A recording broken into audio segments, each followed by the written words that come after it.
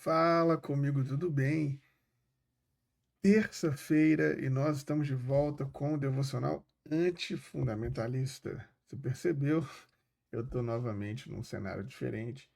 Estou em uma viagem, estou participando aqui de um encontro de cristãos evangélicos pela democracia. Estou hospedado, inclusive, numa organização católica na casa Dom Luciano. Tem até a presença de Jesus ali, né? Que é o Jesus aqui. Então, estou aqui para gravar para vocês o devocional antifundamentalista dessa manhã. Hoje nós vamos falar de Mateus capítulo 22. E quero te pedir para dar aquela força, sentar o dedão no like, se inscrever no canal, para a gente continuar aqui batendo esse papo sobre a espiritualidade, sobre a fé cristã. Vou compartilhar aqui minha Bíblia com vocês e a gente vai ler então Mateus, a partir do capítulo 22. Deixa eu compartilhar minha tela aqui para a gente ler Mateus, capítulo 22. Pronto. É isso. Pera aí. Deixa eu sair daqui. Deixa eu só fechar essa janela. Legal. Olha só o que diz o texto bíblico. Nós vamos ler 22 até o capítulo do versículo 15 até o versículo 21. Então os fariseus se retiraram e fizeram um plano para apanhar Jesus em alguma palavra. Mandaram seus discípulos juntos com alguns partidários de Herodes, para dizerem a Jesus: Mestre, sabemos que tu és verdadeiro e que ensinas de fato o caminho de Deus. Tu não dás preferência a ninguém, porque não levas em conta as aparências. Diz-nos, então, o que pensas. É lícito ou não pagar impostos a César? Jesus percebeu a maldade deles e disse: Hipócritas, por que vocês me tentam? Mostre-me a moeda do imposto. Levaram então a ele a moeda. E Jesus perguntou: De quem é a figura e inscrição nessa moeda? Eles responderam: É de César. Então Jesus lhe disse: Pois, devolva a César o que é de César, e a Deus o que é de Deus. Ouvindo isso, eles ficaram admirados, deixaram Jesus e foram embora. Então, mais uma vez aqui, a gente está naquele momento em que a cúpula da religião está tentando pegar Jesus de qualquer maneira. O problema é que Jesus chamou eles, né, de ladrões, de assassinos do povo. Diz que eles se apoderam do povo, né, para a própria conveniência. Então, esses líderes do povo, eles estão tentando fazer um contra-ataque a Jesus. Só que tem um problema, né? Jesus é seguido por muitas pessoas. Então agora Jesus se tornou um cadáver caro, porque se matar Jesus, vai acontecer uma insurgência. A população, a multidão segue Jesus. Então eles querem fazer o quê? Difamar Jesus, desacreditar Jesus, acabar com a fama, com a moral de Jesus, para que assim então eles possam pegar Jesus. Então é isso que está acontecendo aqui, no capítulo 22, né? É um dos primeiros série de vários ataques que os chefes religiosos, os líderes, né, espirituais daquele campo vão tentar fazer a Jesus. Eles organizam várias armadilhas para difamar Jesus, para fazer Jesus perder crédito em frente ao povo. Então a gente vai vendo que depois de Jesus fazer aquelas denúncias, né, a gente chega nesse caminho aqui. Olha só, o texto diz que os fariseus fizeram um plano. E essa expressão, né, tem uma conotação negativa, uma conspiração para apanhar Jesus em alguma palavra. Agora, eles fizeram um plano para pegar Jesus. Só que Jesus acaba virando o jogo dessas armadilhas. Né? E aí, olha só que coisa interessante. Esse texto aqui diz para nós que os fariseus e os herodianos, né? E isso para a gente é uma surpresa, porque os fariseus e os herodianos, eles se detestavam, porque os herodianos eram do partido de Herodes, um rei fantoche que foi criado ali pelos romanos, para assumir o espaço onde estavam os fariseus. Os fariseus odiavam esse rei. Então, eles tinham uma grande inimizade entre eles. Só que juntaram para pegar Jesus. Jesus é perigoso tanto para os fariseus quanto para os herodianos, porque são duas classes de parasitas que estão ali engolindo o povo. E aí eles se juntam para fazer uma armadilha para pegar Jesus. Então, duas pessoas que se odiavam se juntaram para poder pegar Jesus, fariseus e os herodianos. Desculpa pelo sono, galera, é porque eu estou gravando isso aqui de madrugada. Estou viajando muito, estou ficando pouco tempo sem dormir. Então, olha só, eles chamam Jesus de mestre. Eles dizem mestre. Só que todas as vezes aqui no livro de Mateus que a palavra mestre sai da boca deles, é sempre um fake, sabe? Eles estão sempre ali usando, falando a palavra mestre, mas eles estão enganando Jesus, né? Então, eles querem suavizar o que eles querem falar. Eles falam assim, mestre, nós sabemos que de fato você é verdadeiro, que você ensina o verdadeiro caminho de Deus. Essa é uma informação verdadeira. Eles reconhecem que Jesus sabia o caminho de Deus. Mas aí ele vai falar assim, não te deixas influenciar pela opinião dos outros, pois você não julga com a aparência. E aqui entra o problema. Jesus tinha acabado de acusá-los que tudo que eles fazem é para serem admirados, para ter aparência. Então, olha o contraste. Os fariseus fazem tudo para serem glorificados, para serem admirados, ao passo que Jesus faz tudo o que ele faz, não para a sua própria conveniência, mas para o bem da humanidade. Então, quando nós colocamos, né, o valor humano como princípio absoluto que rege a nossa vida, a nossa própria existência, quando a gente não se deixa influenciar pela opinião dos outros, mas a gente passa a se importar só com aquilo que é importante, que é a vida, a gente passa a estar nesse lugar de Jesus também. E aí ele fala, ó, nós sabemos que você não se deixa julgar pela opinião dos outros. Você não se julga pelas aparências. Então é por isso que os herodianos e os fariseus estão entendendo que Jesus é um mestre verdadeiro. Porque eles sabem do comprometimento de Jesus. Aí aqui vem a armadilha. Veja como é ardiloso. Nos fale o que você pensa. Imperativo, não é um pedido, eles estão impondo. É lícito ou não pagar imposto a César? O que era, então, gente, para a gente entender isso? O que era o imposto de César? Desde que tinha sido nomeado, lá no primeiro século, um procurador romano na Judéia, havia um imposto para todos os homens e para todas as mulheres. A partir de 12 anos até os 65 anos de idade, todo mundo tinha que pagar esse imposto.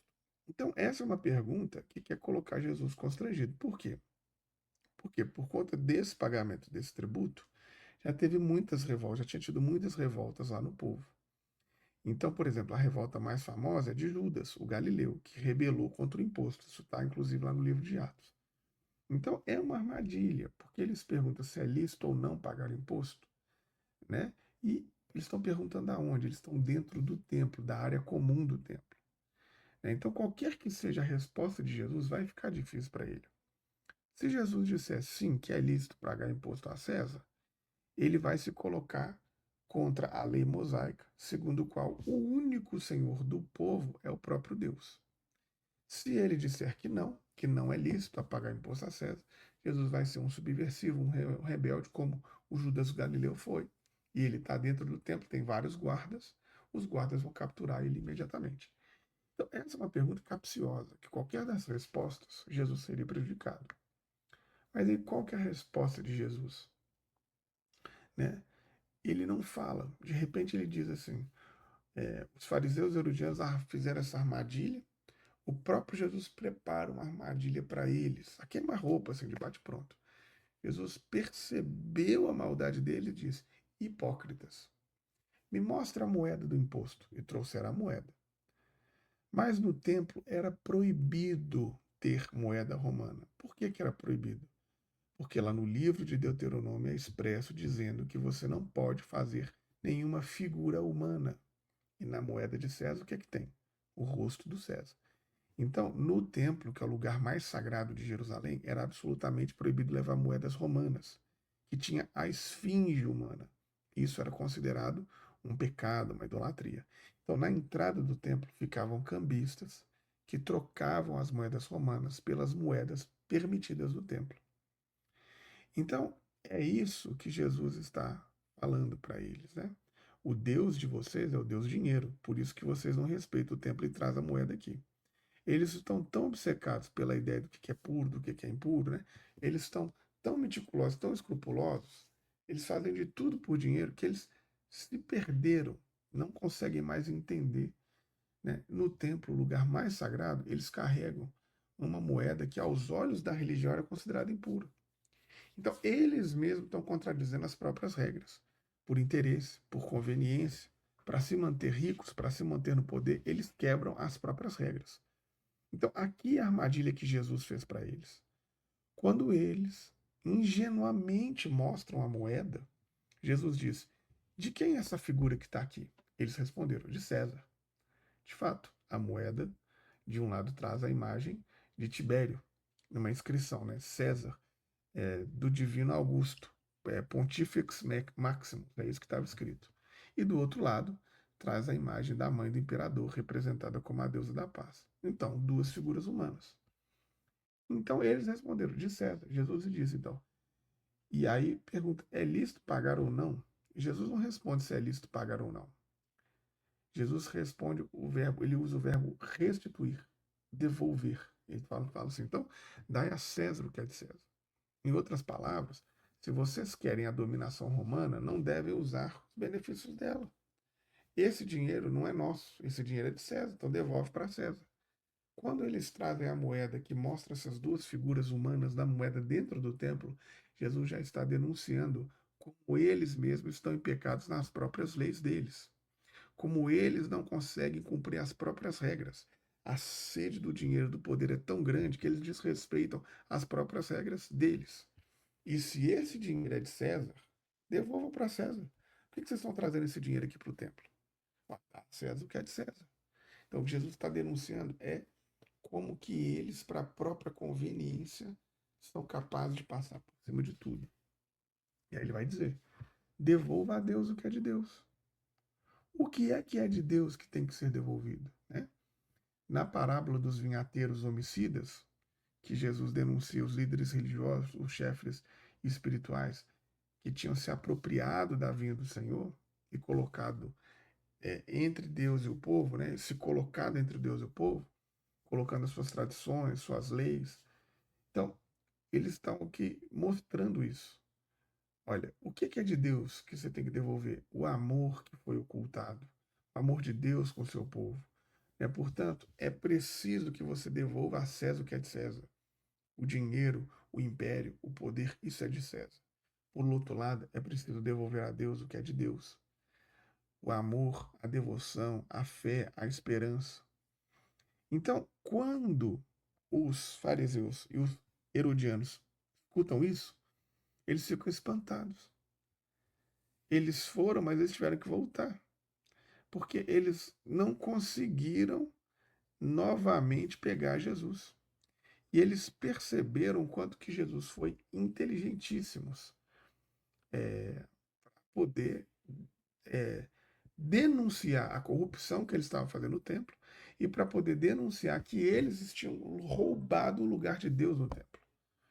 E aí os fariseus e os herodianos, eles saem, vão se encontrar com os saduceus, com os mestres da lei, que vão se juntar para novamente armar outras ciladas contra Jesus.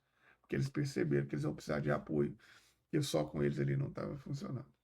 Então, essa é uma coisa importante de se pensar. Dai a César o que é de César, a Deus o que é de Deus. Devolva a César o que é de César, devolva a Deus o que é de Deus. O que é de Deus? O amor, a gratidão, a generosidade, a comunidade, a vida comunitária que era proposto no templo. O que é de César? A ganância, o amor ao dinheiro, o acúmulo. Isso é de César, isso não é de Deus. Então, é isso que Jesus está falando. Existe uma lei falando que você não poderia trazer essa moeda para cá. E você desrespeita a sua própria lei pela sua ambição. Então nós precisamos de pensar isso. O que é de César e o que é de Deus? E qual o espaço que a gente precisa de devolver para César? Vai, fica, é seu. E qual o espaço que nós precisamos de devolver para Deus? Venha fazer parte do meu grupo de conteúdo exclusivo www.apoia.se/Gibran. Uma vez por mês você estuda comigo numa aula e todos os dias de manhã você recebe um áudio devocional. Espero que você venha, seja um mantenedor, seja uma mantenedora desse ministério aqui, fazendo parte desse www.apoia.se/Gibran e também seja abençoado com os devocionais. Vamos fazer a nossa oração? Senhor, meu Deus, que é Pai, que é Mãe, nós agradecemos a você por tudo que o Senhor tem feito, que apesar dos dias difíceis, o Senhor tem cuidado de nós. Pedimos que o Senhor nos dê paz nesse mundo, que o Senhor reestabeleça alguma ordem possível mundial dentro de alguma perspectiva democrática. Nós estamos vendo uma possível terceira guerra se explodir. Tem misericórdia de nós, Pai. Toda guerra é difícil. Quem acaba sobrando, que acaba, né, sendo difícil para nós, os pobres, a população. Então tem misericórdia de nós, intervenha, Deus, em nosso favor, que nós te pedimos. Abençoe cada um que está ouvindo essa mensagem em casa. Vá diretamente a cada um, abençoe cada uma dessas pessoas. Dê a eles paz, esperança, tranquilidade. Dê a eles, ó Deus querido, novos horizontes. Renova as forças de cada uma dessas pessoas. E nos ensina a entender o que nós precisamos de voltar a fazer que é seu. Paz, alegria, justiça, compaixão, família, comunidade. E aquilo que nós estamos carregando, que não deveríamos carregar no nosso espaço sagrado, no nosso templo, que é a ganância, que é a ambição, que é o amor ao dinheiro, que é a competitividade, que é o amor conveniente de acumular para si, que é a vontade do poder. Nos ajude a enxergar isso. Em nome santo do teu filho Jesus. Amém. Simples, mas revolucionário. Quinta-feira estamos de volta. Aquele abraço. Falou.